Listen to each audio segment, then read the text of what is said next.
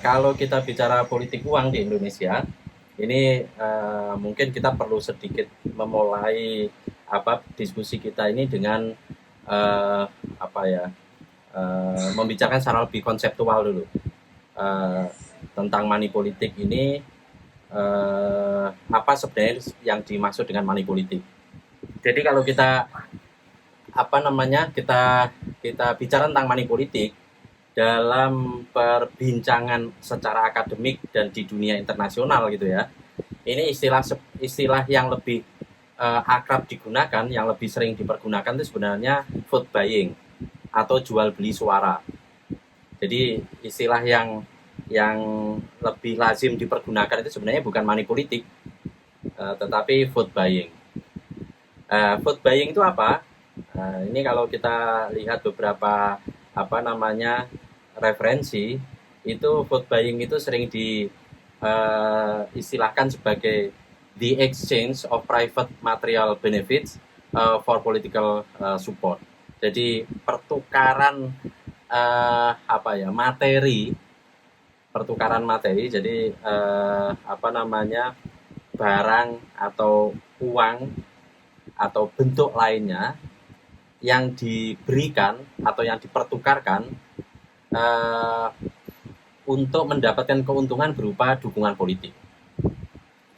Atau atau definisi lain yang disampaikan oleh Brian itu the use of money and direct benefits to influence voters, atau penggunaan uang atau barang atau materi yang menguntungkan dalam bentuk-bentuk lain, yang tujuannya adalah untuk mempengaruhi pemilih agar memilih atau tidak memilih atau merusak suara dan lain sebagainya. Jadi secara internasional istilah yang sering dipergunakan itu bukan money politik, tetapi vote buying. Tetapi di Indonesia istilah yang sering digunakan adalah money politik atau politik uang. Nah, di sisi lain ada beberapa ahli yang menghubungkan atau mengaitkan istilah money politik atau vote buying ini dengan korupsi pemilu atau korupsi elektoral. Kenapa istilah yang dipergunakan itu juga dipersamakan dengan korupsi elektoral? Karena sebenarnya di dalam proses money politik itu terjadi penyimpangan terhadap aturan perundang-undangan yang dampaknya dapat merusak integritas dan standar demokrasi dari pemilu itu sendiri. Nah, makanya ada yang menghubungkan antara politik uang ini dengan korupsi atau tindakan korupsi, tetapi korupsi di dalam pemilu. Makanya istilahnya yang dipergunakan adalah korupsi elektoral.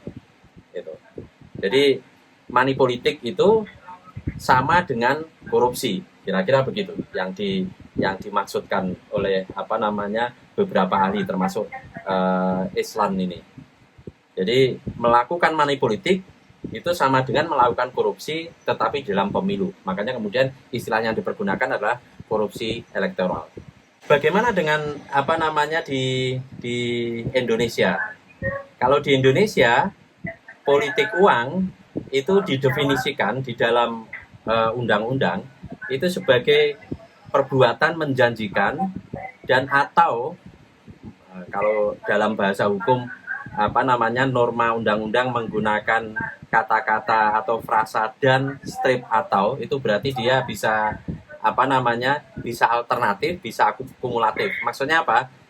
Alternatif itu bisa kegiatannya atau perbuatannya bisa menjanjikan saja atau memberikan saja, atau bisa kumulatif. Berarti di samping menjanjikan juga memberikan.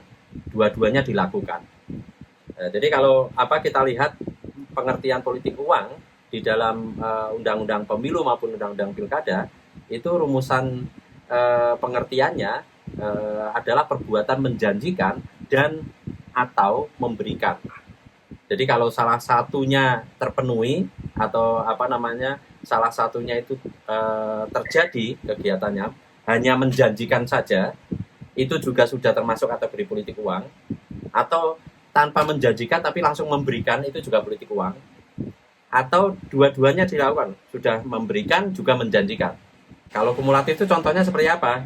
Misalnya calon atau tim kampanye atau tim sukses itu mendatangi pemilih dan bilang kalau Anda pilih saya akan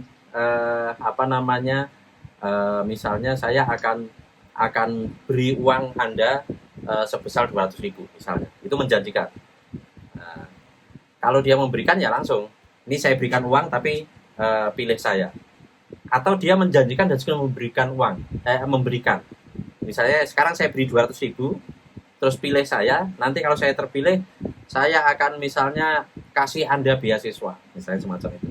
Nah, itu kumulatif, menjanjikan dan memberikan semuanya dilakukan. Nah, di samping memberikan dan atau menjanjikan uang atau barang, itu ada unsur lainnya yaitu mempengaruhi penyelenggara pemilu. Itu. Jadi itu pengertian politik uang di dalam hukum pemilu di Indonesia. Mengapa politik uang itu terjadi di Indonesia? Ini sebenarnya sesuatu yang menjadi kajian yang cukup panjang di Indonesia. Kenapa sih politik uang itu marak terjadi di Indonesia? Ketika kita bicara atau kita bertanya tentang kenapa politik uang itu marak terjadi di Indonesia, ini sebenarnya menurut saya setidaknya ada 3 faktor yang mempengaruhi kenapa politik uang itu marak terjadi. Yang pertama, ini adalah pengaruh dari sistem pemilu. Pengaruh dari sistem pemilu yang diterapkan di Indonesia. Kalau kita kita perhatikan pemilu di Indonesia sejak pemilu pertama tahun 55, ini sebenarnya kejadian manipolitik ini sudah terjadi. Jadi pada pemilu tahun 55 itu manipolitik itu sudah terjadi. Dalam catatan sejarah itu PNI atau Partai Nasionalis Indonesia ini dipakai sebagai contoh, sebagai salah satu partai yang melakukan praktek manipolitik secara masif pada pemilu tahun 55. Sebagai salah satu ya, tentunya bukan satu-satunya. Nah, jadi kenapa pada pemilu 55 itu manipolitik sudah terjadi? Ini karena saat pemilu tahun 55 itu sistem kepartaian yang dipakai atau yang diterapkan adalah sistem multipartai. Jadi peserta pemilu itu jumlahnya sangat banyak. Dan yang terlibat di dalam proses kampanye itu tidak hanya partai politik, tapi juga calon. Karena saat itu ada pemilihan anggota parlemen, ada pemilihan anggota senat. Jadi yang berkompetisi tidak hanya partai, tapi juga calon. Ketika peserta pemilunya banyak, terus kemudian calonnya banyak dan semuanya bekerja, semuanya berkampanye, semuanya berkompetisi, ini yang kemudian memicu manipolitik. Kok bisa sih seperti itu? Ilustrasinya sederhana sebenarnya. Kalau Anda semua datang ke pasar, di situ banyak penjual, terus barang dagangannya itu hampir sama, maka pedagang itu akan berlomba dalam mendapatkan pembeli dengan cara memberikan diskon sebanyak-banyaknya kan, diskon sebesar-besarnya. Nah, ini sama dengan pemilu semacam itu. Kalau peserta pemilunya banyak dan kursinya sedikit, maka orang akan atau partai atau calon akan berjuang mati-matian agar dia terpilih. Dan caranya bagaimana? Kalau pedagang memberikan diskon, kalau peserta pemilu ya memberikan politik uang, melakukan politik uang. Itu ada pengaruh sistem pemilu di situ. Ini berbeda dengan pemilu pada masa Orde Baru. Ketika Orde Baru melakukan penyederhanaan partai dengan program fusi partai politik. Jadi partai-partai yang cukup banyak pada masa Orde Lama itu digabung-gabung. Jadi yang nasionalis dan non-Islam digabung ke PDI, kemudian yang partai Islam digabung ke P3, terus partai ketiganya itu Golkar.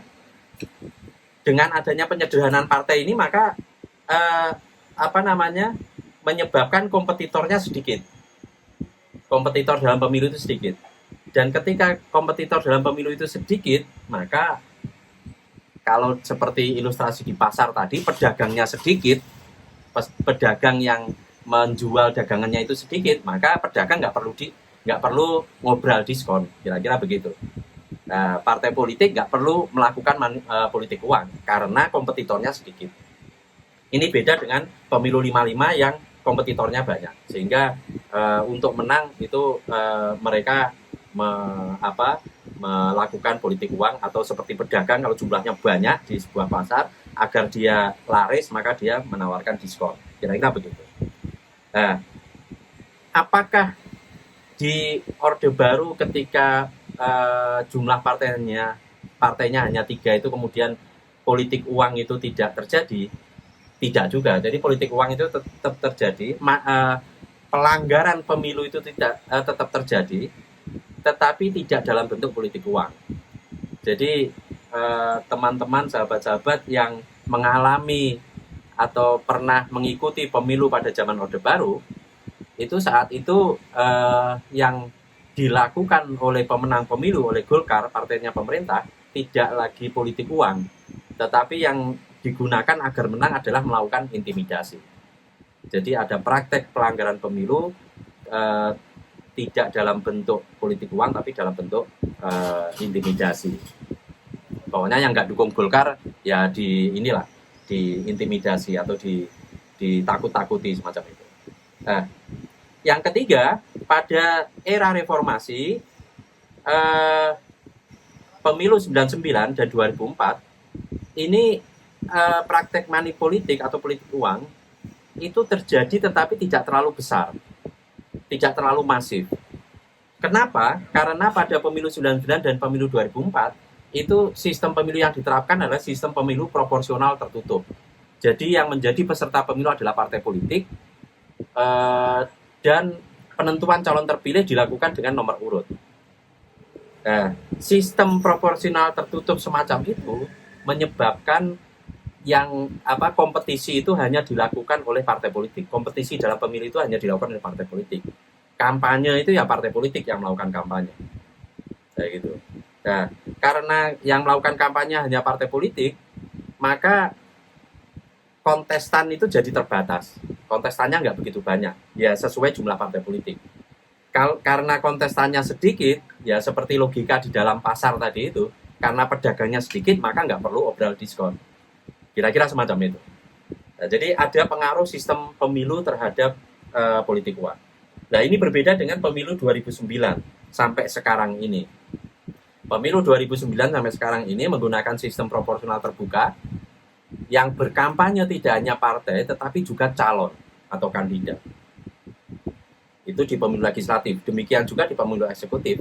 Pemilu eksekutif itu calonnya tidak dibatasi sehingga calonnya banyak. Ketika calonnya banyak, semuanya berkompetisi, maka logika seperti logika di pasar, perang diskon itu terjadi. Nah, tapi dalam kompetisi dan kontestasi politik di pemilu bukan perang diskon tetapi perang politik uang. Jadi yang ingin saya garis bawahi di bagian pertama ini, mengapa politik uang itu terjadi? Karena salah satu faktor pertama adalah pengaruh dari sistem pemilu.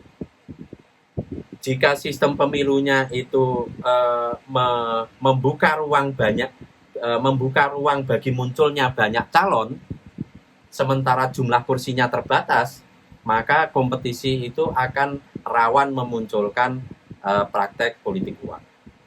Nah, ini teman-teman kalau mau membuktikan apa benar sih omongan Mas Minan, itu teman-teman bisa membaca banyak literatur, banyak penelitian yang sudah dilakukan di beberapa negara terkait dengan dampak sistem pemilu yang digunakan terhadap money politik.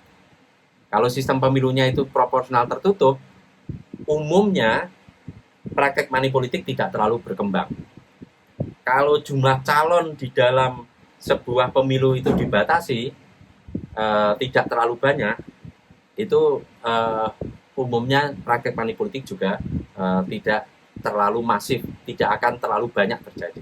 Berbeda kalau sistem proporsional terbuka yang diterapkan di dalam pemilu legislatif, banyak calon yang berkompetisi sementara jumlah kursinya terbatas, maka money politik itu akan menjadi pilihan bagi calon untuk memenangkan pemilu. Nah, itu faktor pertama, mengapa politik uang itu marak terjadi. Yang kedua, itu faktor pengaruh partai politik. Jadi di samping penyebab politik uang itu adalah karena pengaruh sistem pemilu, yang kedua itu adalah pengaruh dari partai politik. Apa kontribusi partai politik terhadap maraknya politik uang? Yang pertama adalah kegagalan partai politik dalam membangun basis ideologi partainya. Jadi kalau kita bandingkan, teman-teman membandingkan ya antara pemilu tahun 55 dengan pemilu sekarang. Pemilu tahun 55 itu partai politik itu memiliki akar ideologi yang jelas. Ada partai yang nasionalis, ada PNI Marhen dan lain sebagainya. Ada partai agama, ada NU, ada partai Masumi, ada partai Katolik dan lain sebagainya. Kemudian ada partai-partai yang yang lebih sektoral, ada partai buruh dan lain sebagainya. Tapi masing-masing partai di dalam pemilu tahun 55 itu partai itu dibangun dengan basis ideologi yang jelas. Dia ini mau membawa, kalau dia menang, negara ini mau dibawa kemana, itu ideologinya jelas. Nah, ini berbeda dengan partai politik di masa sekarang ini. Partai politik di masa sekarang ini jarang yang memiliki basis ideologi yang jelas. Kalau tidak disebut tidak ada, ya, jarang lah, kira-kira begitu. Semua partai politik sekarang ini ideologinya itu kabur gitu ya, nggak terlalu jelas.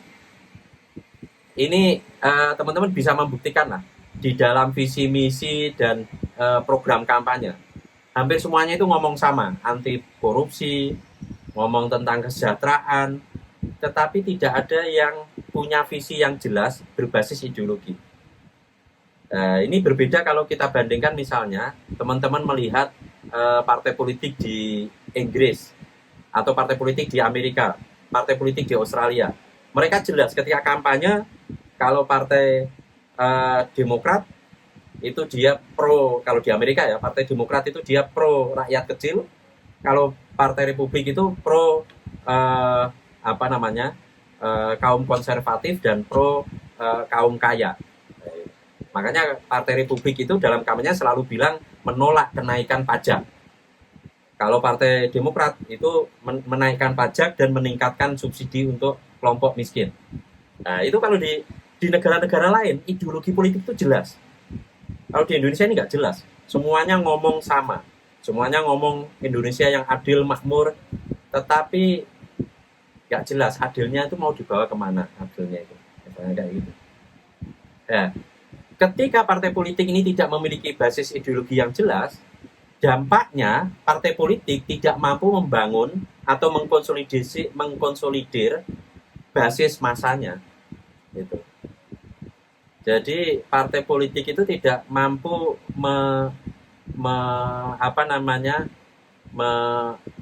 mengorganisir massa, mengorganisir rakyat dengan menawarkan, Anda kalau nasionalis gabung dengan kami. Anda kalau religius moderat gabung dengan partai saya misalnya. Anda kalau pro kapitalis, pro asing gabung dengan partai saya. Itu nggak bisa partai politik nggak mampu mengkonsolidir massa berbasis ideologi itu. Dampak turunannya apa? Ikatan partai politik dengan rakyat itu menjadi longgar atau bahkan nggak ada. Jadi rakyat itu ketika mau memilih partai di dalam pemilu, ya mereka hanya berbekal pada ini aja, siapa yang ngasih uang, karena partai tidak mampu memberikan tawaran program, tawaran visi berbasis ideologi yang jelas. Jadi ini kayak kita milih HP lah, karena produsen HP itu nggak mampu menunjukkan menunjukkan produk yang bagus, maka kalau kita pilih HP ya hanya berdasarkan harga saja. Mana harga yang paling murah. Tetapi kalau produsen handphone itu mampu menawarkan barang yang jelas keunggulannya, misalnya iPhone, misalnya Samsung, kayak gitu, orang bisa fanatik pada iPhone atau pada Samsung. Jadi meskipun harganya mahal, dia akan beli. Partai itu gagal membangun identitas politik berbasis ideologi yang jelas. Karena gagal itu, maka pemilih kesulitan mengidentifikasi diri dia pro partai mana. Karena masing-masing partai itu ya tidak ada bedanya, ya sama saja, kira-kira begitu. Nggak ada yang jelas memperjuangkan isu tertentu. Nah, makanya rata-rata sekarang ini orang memilih partai ya hanya berdasarkan pertimbangan kesamaan agama. Biasanya semacam itu. Ya, kalau orang NU ya milih PKB atau P3. Kalau orang non-muslim biasanya milih PDI, karena sekarang partai Katolik atau partai Protestan misalnya sudah tidak bisa masuk menjadi peserta pemilu dan sebagainya. Jadi politik uang itu dipicu oleh kegagalan partai politik itu tadi. Karena partai politik tidak mampu mencari dukungan berbasis ideologi dan tawaran visi misi yang jelas, maka kemudian dia mencari dukungan dengan cara menawarkan uang. Yang ketiga adalah pengaruh sistem dan budaya hukum. Jadi mengapa praktek manipolitik ini marak terjadi? Karena politik hukum dalam pengaturan norma larangan manipolitik di Indonesia, baik di Undang-Undang Pilkada maupun di Undang-Undang Pemilu, itu lebih mengutamakan pendekatan pidana.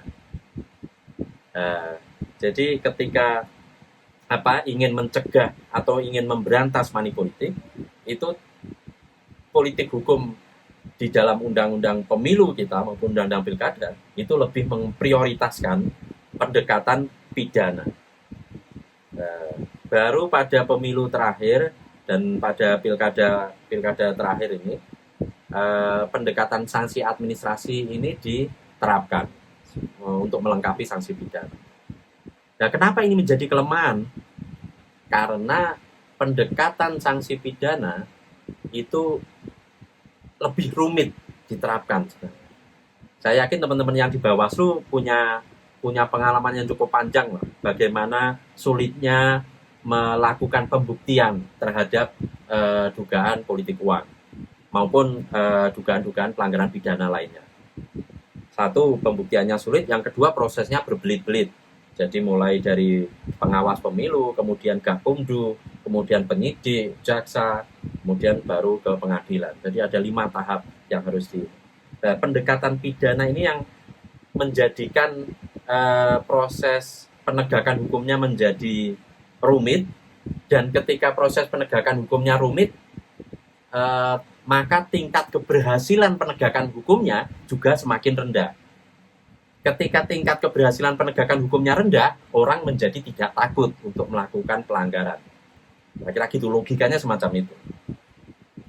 Nah, itu faktor itu juga berkontribusi memicu maraknya terjadi politik uang. Kira-kira masyarakat itu dan peserta pemilu berpikir, kita pakai politik uang aja, toh sulit untuk dibuktikan, kira-kira gitu. Kalau itu sulit untuk dibuktikan, maka kemungkinan untuk dihukum itu kecil, kira-kira begitu. Nah, itu ada pengaruh dari desain dan politik hukum dalam norma peraturan perundang-undangan yang mengatur tentang larangan politik uang. Berikutnya, bagaimana modusnya sebenarnya politik uang ini? Nah, kalau kita bicara modus atau cara politik uang itu terjadi, ini ada perkembangan yang cukup menarik kalau kita lihat di sejarah pemilu di Indonesia. Jadi pada masa-masa sebelumnya, pada pemilu tahun 55, kemudian pada pemilu Orde Baru, kemudian pada pemilu-pemilu awal-awal reformasi, itu praktek politik uang itu dilakukan oleh peserta pemilu kepada masyarakat, kepada pemilih. Maka istilah yang sering dipakai itu vote buying, jadi membeli suara pemilih. Gitu. Nah, ini bisa macam-macam praktek membeli suara pemilih ini bentuknya bisa macam-macam. Ada satu misalnya dengan memberikan uang atau memberikan barang gitu pada masa kampanye atau sebelum pemilihan suara, sebelum pemungutan suara atau pada masa tenang. Itu. Ada juga yang modelnya pasca bayar. Kalau tadi kan pemberian uang atau materi lainnya yang dilakukan sebelum pemungutan suara itu prabayar. Jadi sebelum pemungutan suara dilakukan itu sudah dikasih uang dulu. Yang kedua itu money politik atau politik uang pasca bayar. Jadi biasanya itu dijanjikan dulu. Nanti kalau kamu misalnya satu RT ini kalau saya menang, nanti saya kasih uang. Nah, berarti itu kan harus ada bukti di RT itu si calon menang, baru kemudian dibayar. Nah itu money politik pasca bayar. Gitu. Kalau yang sebelumnya tadi money politik prabayar.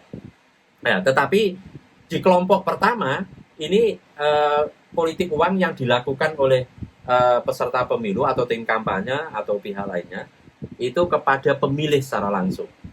Nah, itu modus pertama. Gitu. Mungkin modus pertama ini nanti juga akan berkembang bentuk-bentuk uang atau materi lainnya ini. Jadi bisa jadi kalau sekarang mungkin voucher pulsa, bisa saja sekarang ini dalam bentuk e-money misalnya, dan lain sebagainya. Nah itu modus pertama. Modus kedua adalah politik uang yang dilakukan oleh peserta pemilu, tetapi yang diberi uang atau dijanjikan uang atau materi lainnya itu bukan pemilih tapi penyelenggara pemilu. Jadi yang disuap itu, yang diberi uang atau sasaran politik uang itu bukan pemilih tapi penyelenggara pemilu, KPU dan jajarannya, dan mungkin juga Panwas juga, pengawas pemilu dan jajarannya. Praktek ini atau modus ini berkembang sejak pemilu 2009. Jadi waktu itu saya ingat kasus pertama itu muncul di Lampung, itu banyak di sana muncul, Lampung dan Nia Selatan. Itu jadi peserta pemilu tidak melakukan politik uang kepada pemilih. Kenapa? Karena mahal, jumlahnya banyak. Mereka kemudian berpikir daripada menyuap pemilih, lebih baik menyuap penyelenggara pemilu karena jumlahnya sedikit. Meskipun nilainya nanti harus lebih mahal. Tahun 2009 itu seingat saya ada kasus di Lampung itu nilai suapnya, nilai politik uangnya itu seharga mobil Innova waktu itu. Ya, jadi ini modus kedua. Jadi politik uang tidak dilakukan kepada pemilih, tetapi dilakukan kepada penyelenggara pemilu. Jadi ini lebih mengarah ke suap kepada penyelenggara pemilu. Tujuannya apa? Agar penyelenggara pemilu membantu memenangkan si peserta pemilu. Nah, modus ketiga ini melakukan money politik tidak kepada pemilih secara langsung, tetapi kepada tokoh-tokoh komunitas, pada tokoh-tokoh masyarakat. Praktek semacam ini atau modus semacam ini biasanya terjadi di wilayah yang nilai komunalnya atau tradisi komunal, tradisi kebersamaannya itu sangat kuat. Nah, ini misalnya di daerah-daerah seperti Papua atau di daerah-daerah adat, ini peran tokoh masyarakatnya itu sangat sentral. Dan biasanya peserta pemilu itu cukup memberikan atau menjanjikan uang atau materi lainnya itu ke tokoh tersebut. Nanti tokoh ini yang berbicara atas nama masyarakatnya, atas nama komunitasnya, dan kemudian mengarahkan anggota masyarakatnya agar memilih calon yang mengorder politik uang tadi. Jadi ini modus-modus politik uang yang saya kira perlu kita cermati. Jadi kalau teman-teman Bawaslu akan mengawasi politik uang, jangan hanya mengawasi peserta pemilu dan masyarakat. Karena modus politik uang yang dilakukan kepada pemilih itu hanya sebagian modus saja. Ada politik uang yang dilakukan peserta pemilu kepada penyelenggara pemilu, dan ada juga politik uang yang dilakukan kepada tokoh-tokoh masyarakat saja. Biasanya yang politik uang kepada tokoh-tokoh masyarakat ini tertutup. Kalau politik uang kepada masyarakat ini biasanya relatif terbuka. praktek itu dilakukan, misalnya dalam acara dangdutan, dalam acara kampanye itu uang dibagi-bagi, itu terbuka. Tapi kalau politik uang dengan modus kepada penyelenggara pemilu dan dengan modus kepada tokoh masyarakat biasanya dilakukan secara tertutup. Ya ini lebih rumit lagi untuk diawasi. Tetapi ini penting untuk diawasi dua modus ini karena dampaknya biasanya akan lebih besar dibanding politik uang yang dilakukan secara langsung kepada masyarakat. Ketika kita tahu modusnya ada 3 itu, pertanyaan berikutnya, siapa saja aktor yang bisa terlibat di dalam politik uang? Ini ada setidaknya kalau dalam identifikasi saya itu ada 5 jenis aktor. Yang pertama itu calon maupun tim sukses. Dan tim sukses ini bisa berarti tim kampanye resmi yang terdaftar maupun yang tidak terdaftar. Jadi kalau kita bicara tim sukses itu sebenarnya ada 2 kategori. Tim sukses yang masuk dalam tim kampanye yang terdaftar resmi di KPU, dan ada yang tim sukses yang tidak resmi. Jadi dia dibentuk oleh kandidat calon, tetapi dia tidak didaftarkan. Tim sukses ini baik yang resmi maupun yang tidak resmi ini berpotensi menjadi aktor di dalam di dalam politik uang. Yang kedua adalah kandidat itu sendiri atau calon. Nah, calon ini berpotensi menjadi aktor, terutama biasanya kalau dalam kampanye pertemuan tertutup atau pertemuan terbuka kayak gitu, rapat terbuka. Itu kandidat biasanya melakukan bagi-bagi uang atau menjanjikan kepada tokoh masyarakat atau kepada penyelenggara pemilu. Tetapi ketika kita mengawasi kandidat atau aktor kandidat di dalam politik uang, ini jangan dilupakan juga keluarganya. Jadi yang harus diawasi tidak hanya kandidatnya. Yang berpotensi menjadi aktor politik uang itu tidak hanya kandidatnya, tapi juga keluarganya atau kerabatnya.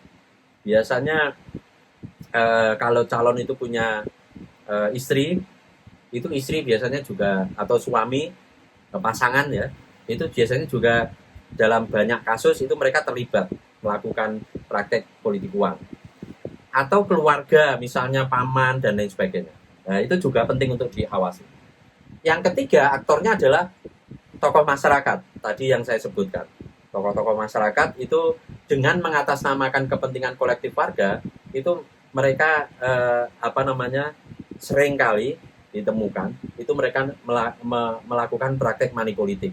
Baik dia bertindak atas nama calon atau dia bertindak atas nama masyarakat dan minta atau bernegosiasi dengan kandidat untuk mendapatkan politik uang. Aktor keempat ini adalah broker, pihak ketiga yang memiliki kepentingan terhadap calon. Ini kalau di Jawa Tengah ada yang namanya botoh. Botoh ini individu-individu, orang-orang yang dia main di dalam pemilu hanya untuk bertaruh, berjudi.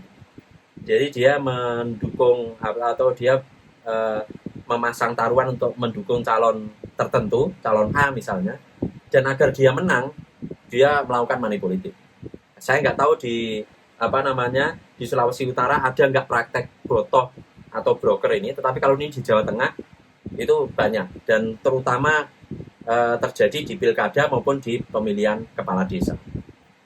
Aktor kelima adalah penyelenggara pemilu. Tadi saya sudah jelaskan, penyelenggara pemilu ini juga berpotensi terlibat dalam politik uang dengan cara menawarkan atau menerima jasa untuk memenangkan calon-calon tertentu. Nah, ini juga harus diawasi.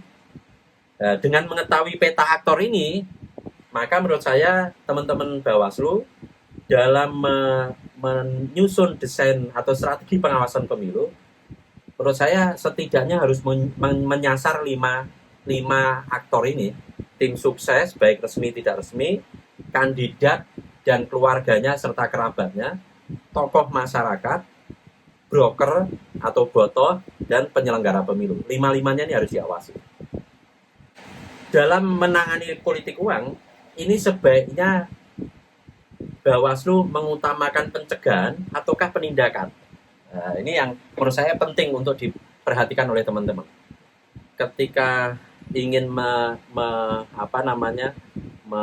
memberantas politik uang atau ingin mengawasi politik uang, apakah teman-teman Bawaslu akan memprioritaskan pengawasan dan pencegahan ataukah penindakan? Nah, ini penting menurut saya untuk diperhatikan dan dipertimbangkan. Kenapa? Karena dua pilihan yang sama-sama penting. Anda sebagai pengawas pemilu bisa menggabungkan dua-duanya, tetapi Anda juga bisa memprioritaskan salah satunya. Nah, kalau menurut saya, sebaiknya teman-teman Bawaslu itu lebih memprioritaskan pencegahannya, pengawasan untuk pencegahan, dibandingkan penindakan. Apakah penindakan menjadi tidak penting? Ya, penindakan penting, tetapi ada gium bahwasannya mencegah lebih baik daripada mengobati. Kan ada gium semacam itu. Dan itu ada gium yang sangat valid. Jadi daripada menangani pelanggaran pidana pemilu manipolitik atau administrasi tentang manipolitik, lebih baik dicegah. Nah, gitu. Karena mencegah itu lebih mudah, lebih ringan. Bagaimana caranya untuk mencegah itu? Ya, teman-teman Bawaslu bisa berupaya membangun budaya politik di lingkungan masyarakat yang melawan politik uang. Saya kira sudah cukup banyak praktek baik yang dilakukan oleh teman-teman Bawaslu di beberapa daerah, misalnya dengan menggalakkan kampung anti politik uang atau kampung awas pemilu dan lain sebagainya. Jadi pencegahan itu bisa dilakukan dengan cara mendampingi komunitas-komunitas kecil di tingkat RT, di tingkat RW, di tingkat kelurahan, agar mereka sadar tentang bahaya politik uang dan mereka punya semangat untuk melawan politik uang. Apakah ini mungkin? Ya, saya kira mungkin, karena ini sudah dipraktekkan oleh Bawaslu. Cuma apakah itu mudah? Ya, tergantung pada usaha kita dan kreativitas kita. Tetapi yakinlah, itu lebih mudah daripada melakukan penindakan terhadap politik uang. Kenapa penindakan terhadap politik uang itu susah atau berat? Karena ada problem hukum di dalam ketentuan tentang larangan politik uang di Undang-Undang Pilkada maupun Undang-Undang Pemilu. Problem hukumnya itu setidaknya ada 5 menurut saya. Yang pertama, politik uang itu diperlakukan sebatas pada tahapan kampanye. Teman-teman bisa cek itu di dalam Undang-Undang Pemilu maupun Undang-Undang Pilkada. Jadi politik uang itu ditempatkan di dalam rezim kampanye. Kenapa bisa semacam itu? Ya, pertama, untuk politik uang itu dikenakan kepada kandidat dan tim kampanye untuk memenangkan calon. Artinya kalau calonnya belum ada, ya tidak bisa disebut politik uang. Seperti tadi disampaikan oleh Komisioner Pak Abdul tadi. Ini baru bakal calon tapi sudah melakukan politik uang. Nah, ini secara hukum tidak bisa. Nah, itu ada problem hukum di situ, yang pertama. Terus yang kedua, problem hukumnya, delik di dalam politik uang itu mempergunakan delik material. Jadi kalau kita belajar hukum, itu di dalam rumusan norma pidana, itu ada delik formil, ada delik material. Delik formil itu menekankan pada perbuatan. Jadi sepanjang perbuatan itu sudah terjadi, maka dia bisa dihukum. Sedangkan delik material itu perbuatan itu harus dibuktikan dengan hasil. Jadi kalau hasilnya itu belum terjadi, maka tidak bisa dipidana. Contohnya apa? Contohnya misalnya kalau ada ancaman pidana bagi orang yang menyebabkan hilangnya nyawa orang lain. Nah, dia bisa dipidana kalau memang sudah terbukti orang lain itu sudah mati. Kalau orang lain itu tidak mati, dia nggak bisa dihukum. Meskipun dia sudah melakukan upaya untuk membunuh. Tapi sepanjang yang dibunuh itu belum mati, itu dia secara delik material dia belum terpenuhi. Dan politik uang itu juga didesain semacam itu. Jadi di rumusan norma pasalnya itu teman-teman nanti bisa lihat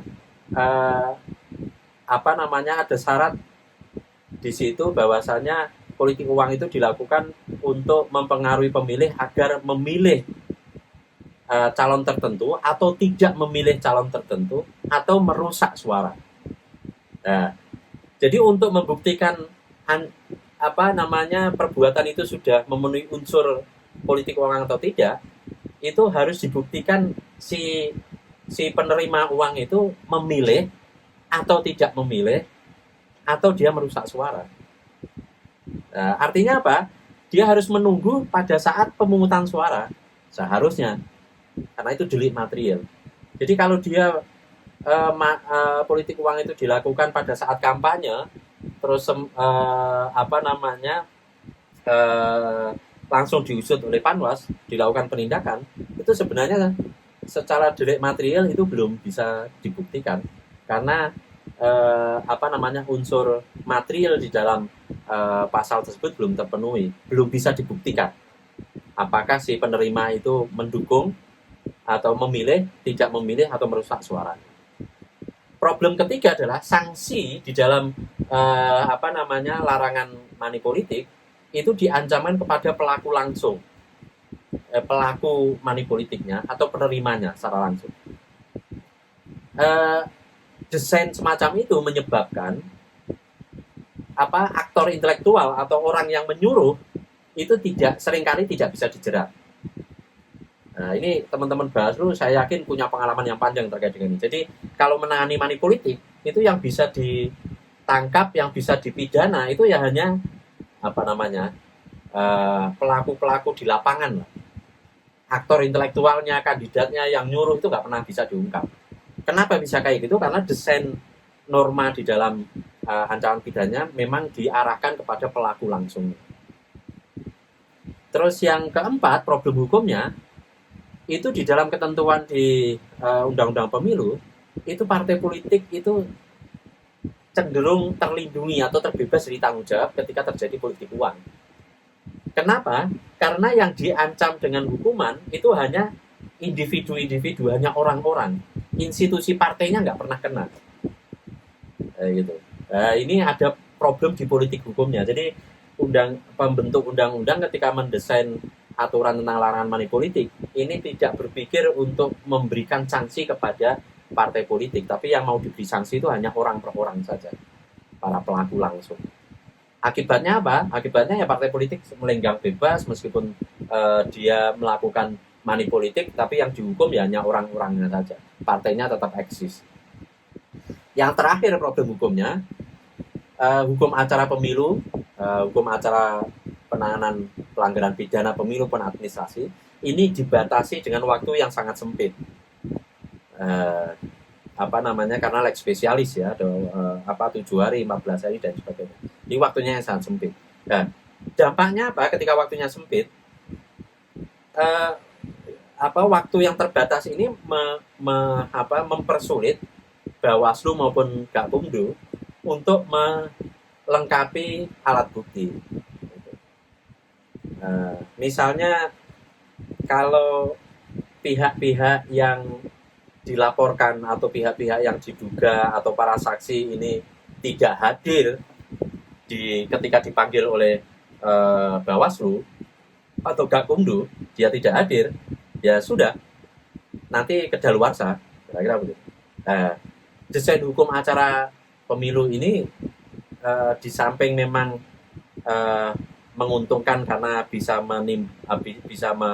menghasilkan kepastian hukum karena prosesnya cepat, tapi di sisi lain juga menimbulkan potensi masalah karena sempitnya waktu ini akan mempersulit proses pembuktian.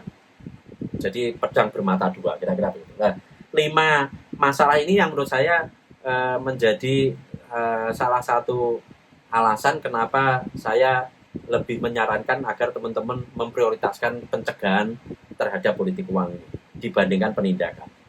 Tetapi sekali lagi, kalau sudah dicegah tapi tetap terjadi, ya tetap harus ditindak. Bawaslu tidak bisa mengabaikan kejadian atau peristiwa money politik dan tidak menanganinya dengan alasan memprioritaskan pencegahan.